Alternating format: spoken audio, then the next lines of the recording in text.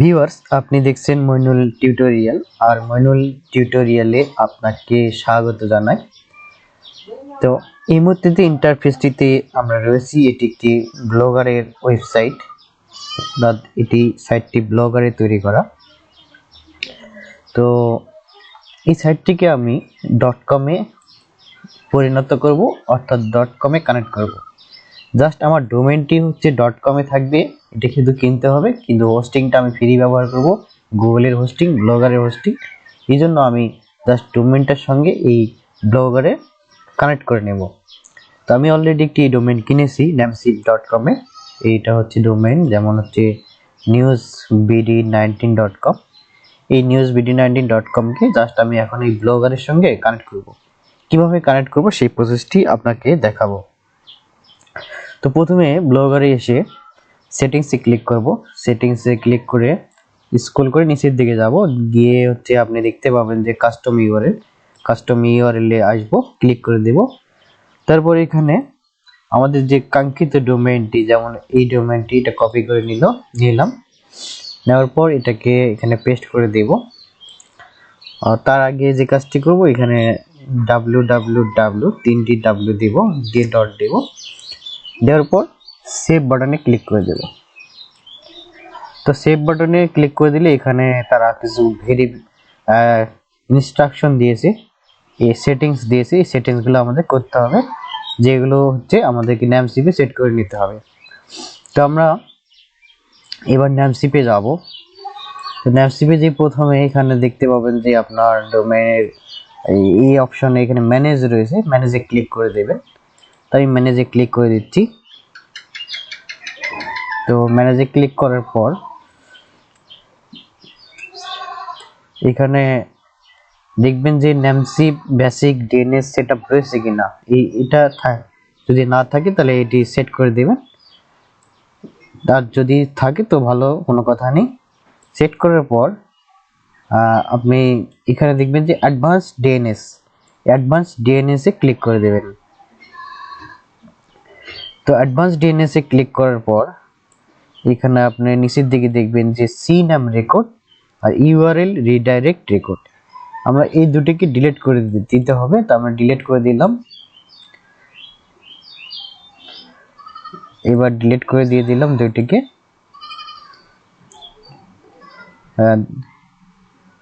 দেওয়ার পর এখন অ্যাড নিউ রেকর্ড বাটনে ক্লিক করব। করার পর এখানে বেশ কিছু অপশন আসবে। আমরা এখানে সিনাম রেকর্ড সিলেক্ট করব। সিনাম রেকর্ড সিলেক্ট করার পর এখানে হোস্ট, এখানে টার্গেট ভ্যালু দিতে হবে। তো আমরা ব্লগারে যাব। তো দেখুন এখানে তারা আমাদেরকে হোস্ট এটি দিয়ে দিয়েছে সিনাম, যেমন হচ্ছে নেম হচ্ছে www, তিনটা w। তো এই তিনটি w কে কপি করে নিয়ে জাস্ট আমরা এখানে প্রথমে হোস্টে তিনটা w পেস্ট করে দিব। তারপর হচ্ছে এখান থেকে ডেস্টিনেশন, এটাকে কপি করে নেব, ghs.google.com এটা কপি করে নিব। নেওয়ার পর এখানে দিয়ে দেব টার্গেট। তারপর এখানে সেভ বাটনে ক্লিক করে দেব। সেভ, তাহলে এটি সেভ হয়ে গেল, শুরু হয়েছে। ওকে, এটা সেভ হয়েছে। আবার আমরা অ্যাড নিউ রেকর্ডে ক্লিক করে দেব, করে আবার সিনাম রেকর্ড সিলেক্ট করব, সিনাম রেকর্ড। তো আবার ব্লগারে যাব। এখান থেকে ধরুন নেমটা রয়েছে, এটা হচ্ছে মানে হজা বড় লেখা যেগুলো রয়েছে সেগুলো কপি করে নেব। পুরোটা কপি করে নিয়ে নেমের পর যে অংশটা থাকবে, তারপর আমরা এটা এখানে দিয়ে দেব, হোস্টের জায়গায় এটা দিয়ে দেব।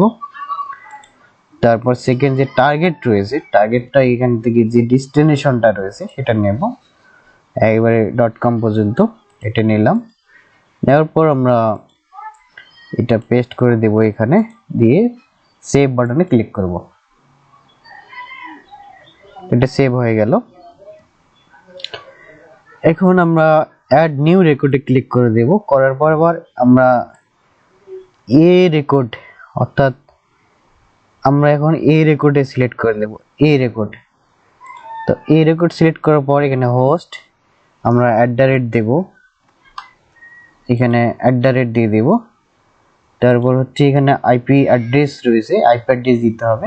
তো এই আইপি অ্যাড্রেস গুলো পাওয়ার জন্য আমরা এখানে গুগলে তারা একটা আমাদেরকে লিংক দিয়েছে, এই লিংকটাকে কপি করে নেব, নিয়ে হচ্ছে কপি করে নিয়ে গুগলে সার্চ দেব। তো আমরা গুগলে যাচ্ছি, এটা সার্চ দিচ্ছি, এখানে গেলে আমরা আইপি অ্যাড্রেস গুলো পাবো। তো দেখুন